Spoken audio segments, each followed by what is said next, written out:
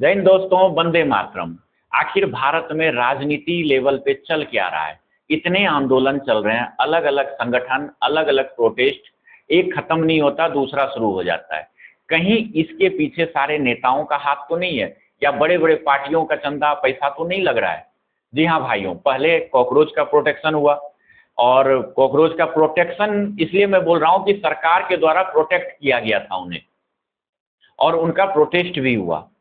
उसके बाद अभी देखिए सवर्ण आर्मी, करनी सेना, उसके बाद दलित सेना, ओबीसी समाज, सबका आंदोलन कहीं ना कहीं शुरू हो गया है। सबका जड़ एक तरह से देखा जाए तो दो आदमी को माना जाता है। एक तो है क्या, उत्तर प्रदेश का चुनाव 2027, जिसमें कि हर एक दल ने लगा दिया है कि किस तरह हिंदुओं को तोड़ूं और हमारी सरकार बने। जी हाँ भाइयों, बीजेपी ने एक अच्छा काम किया था बहुत पहले कि पूरे हिंदू को एक कर दिया था, चाहे किसी भी तरह किया हो। लेकिन एक ठीकरा बीजेपी पे ही फोड़ा जाता है। वो कहावत है ना कि अगर आपका ज्यादा दिन एक ही जगह पे कुर्सी पे हो जाए तो आपका भी दिमाग काम करना बंद कर देता है। वही कहानी हुआ, धीरे धीरे हिंदुओं को जोड़ा और फिर तोड़ने का काम भी बीजेपी ने ही शुरू किया। एक तो यूजीसी एक्ट ले आया, एससी एसटी एक्ट में इतने ज्यादा प्रावधान ले आए कि सरकार का बहुत ज्यादा किरकिरी तो हुआ, लेकिन इस पे अडिग भी रहा। मतलब उन्हें लगने लगा कि जो मैं ही अब भगवान हूं, मैं जो करूंगा वो एकदम सही हो जाएगा, उसको मैं चेंज नहीं करूंगा चाहे जो हो जाए। लेकिन बीजेपी सरकार में एक खासियत भी है भाइयों, कि जो गलत आदमी है उसके पीछे वो झुक जाता है, और अगर सच में उसका कोई समर्थक और सच्चाई के पीछे अगर लड़ रहा है तो उसमें वो झुकता नहीं है, फिर अपना अकड़ दिखाने लगता है।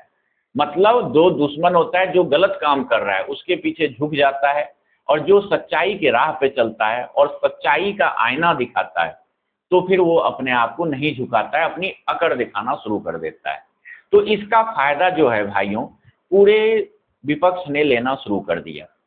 अब कोई भी प्रोटेस्ट अगर होता है भाइयों तो उसका रहने का, खाने का बहुत खर्चा होता है, बहुत ज्यादा। एक गरीब आदमी नहीं ला सकता, एक छोटे छोटे संगठन इतना पैसा खर्चा नहीं कर सकता जब तक कि उसके पीछे कोई बड़ा नेता का हाथ ना हो, बड़े बड़े लीडर का हाथ ना हो, विदेशी एनजीओ का हाथ ना हो, या कोई फंडिंग उसको ना कर रहा हो, चाहे वो गलत के लिए लड़ रहा हो चाहे वो सच्चाई के लिए लड़ रहा हो।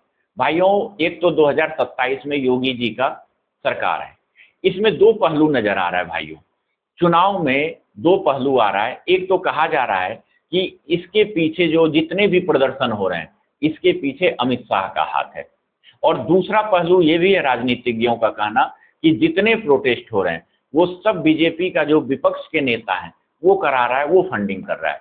लेकिन अगर कुछ राजनीतिक विशेषज्ञ का माने भाइयों तो इसमें अमित शाह का भी हाथ है और विपक्ष के भी बड़े बड़े नेताओं का हाथ है। अब कहा जाता है कि उत्तर प्रदेश में योगी जी जो है उनकी इतनी ज्यादा पॉपुलैरिटी बढ़ गया कि अमित शाह को रास आना बंद हो गया। क्योंकि ये भी कहा जाता है कि अमित शाह ने चाहा था कि मोदी सरकार के नाम पे मोदी को दिखा के प्रधानमंत्री का चुनाव जीतना है, और मोदी जी को हो सकता है राष्ट्रपति बना दिया जाए अगला, या हो सकता है मार्गदर्शन मंडल में भेज के उनके नाम पे अमित शाह जी जो है प्रधानमंत्री की कुर्सी पे बैठ जाए।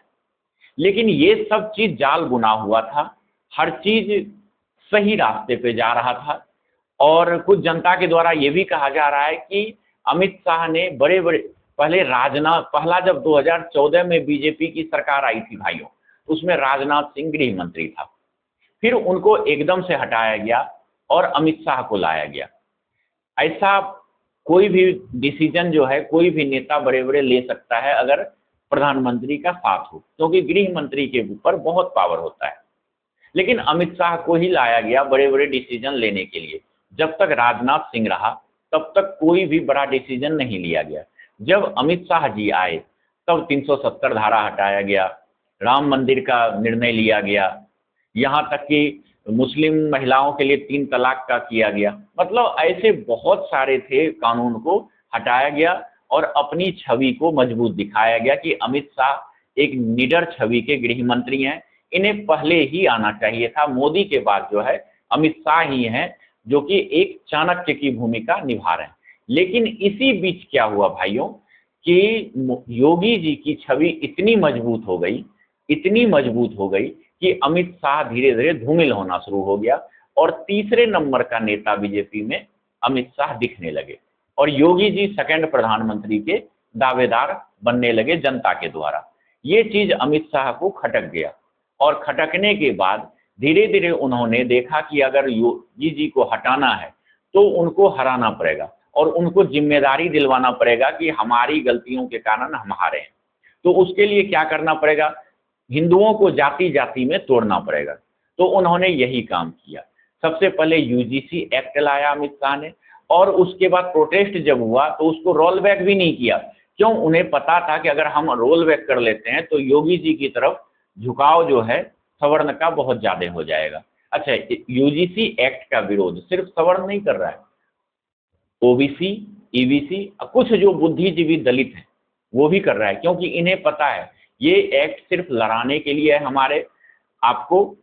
और नेताओं के बच्चे तो लंदन, मॉरिशस, अमेरिका, न्यूयॉर्क यहाँ पढ़ते हैं, उनको तो कोई मतलब नहीं है, ये लड़ाने के लिए वो भी प्रदर्शन में जा रहे हैं भाइयों। लेकिन अमित शाह रोल बैक इसलिए नहीं कर रहे हैं क्योंकि 2027 का इलेक्शन है। अगर यूपी में योगी जी चुनाव जीतते हैं तो वो सवर्ण के कारण जीतता है और उनका रोल मॉडर्न कानून इतना अच्छा है कि पूरे जनता के द्वारा उन्हें वोटिंग किया जाता है। अब क्या है, उन्होंने कुछ राजनीतिज्ञ की माने तो अमित शाह कुछ फंडिंग करके सारे सवर्ण आदमियों को उकसा रहे हैं योगी जी के विरोध में कहीं वोटिंग करे और योगी जी हार जाए और उनको हम साइडलाइन कर दें। दूसरी तरफ ये कहा जा रहा है, पहलू में निकाला जा रहा है भाइयों कि इन सब आंदोलनकारियों को उत्तर प्रदेश में चुनाव जीतने के लिए राहुल जी कांग्रेस की तरफ फंडिंग, अखिलेश यादव की तरफ से फंडिंग, मायावती न्यूट्रल है, इन लोगों की तरफ से फंडिंग भी किया जा रहा है और इनके नेता जो हैं ये आग को उकसाते जा रहे हैं।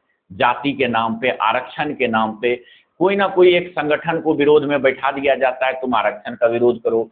कुछ संगठन को बिठा दिया जाता है कि तुम एससी एसटी एक्ट का विरोध करो। कुछ संगठन को ऐसे बिठा दिया जाता है कि तुम जो यूजीसी एक्ट है उसके विरोध में प्रदर्शन करो। तुम्हारे फंडिंग जो है एनजीओ के थ्रू होते रहेगा। ये सब जो है बड़े बड़े नेताओं के द्वारा हो रहा है, जो कि 2027 का इलेक्शन से पहले ये आग जलता रहे और गांव तक ये सब बातें पहुंचे, एक एक आदमी के पास पहुंचे, बीजेपी के विरोध में एंटी कम्बेंट मुहिम चले और बीजेपी की किसी तरह हार हो जाए। कहीं हद तक जो है बीएसपी भी इसमें आगे निकलते हुए आ रही है और अखिलेश यादव भी जो है कहीं ना कहीं आगे जाते हुए नजर आ रहे हैं। अब आप इस बार जो इससे पिछला जो इलेक्शन हुआ था उत्तर प्रदेश का, उसमें देखिए 42%, लगभग 43% जो है मतदाता थे जिन्होंने बीजेपी को वोट किया था। 36 से 37% जो है मतदाता उन्होंने सपा और कांग्रेस को मतदान किया था और जो मायावती है उसको 11 से 13% जनता ने मतदान किया था। अब इसमें क्या है, 5% का सपा और उसमें जो है अंतर आ रहा है। अगर इस 5% में 42 पॉइंट कुछ परसेंट में बीजेपी का कुछ वोटर जो है बसपा की तरफ अगर चला जाता है सवर्ण, तो ऑटोमेटिक बीजेपी का मतदाता जो है वो कम हो जाएगा। और अगर अखिलेश यादव को जो पिछला 36% था, अगर वो भी 36% रह जाता है उनका वोटर, तो बीजेपी से वो आगे निकल के अपना सीट निकालने में वो कामयाब हो जाएंगे। तो इससे क्या है, सपा की सरकार बन सकती है।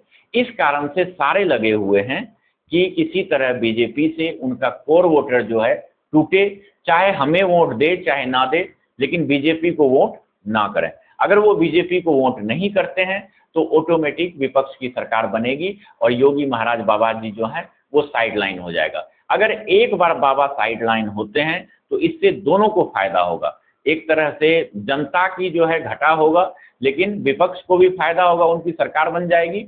और दूसरा, अमित शाह को लगेगा कि चलो एक बला टली। तीसरा क्या है, 2029 में जो केंद्र की सरकार बननी है, केंद्र का जो चुनाव है सांसद का, उसमें उत्तर प्रदेश से ही सेट होता है गोटी कि कौन बनेगा केंद्र में सरकार। और उत्तर प्रदेश में ये हालत है, जिसकी सरकार होती है उसकी सीट ज़्यादा आने का चांस रहता है। और उसमें भी अगर उत्तर प्रदेश में कम सीट आ गया तो निश्चित ही केंद्र में, जैसे अभी बैसाखी के रूप में केंद्र का सरकार चल रहा है, उसी तरह हो सकता है कि अगली बार केंद्र में भी सरकार बीजेपी का ना आए। ये सब भाइयों राजनीति चल रहा है और हो सकता है इसमें कोई ना कोई, अगर मोदी जी नया गेम ना खेले तो हो सकता है उनकी सरकार गिर सकती है।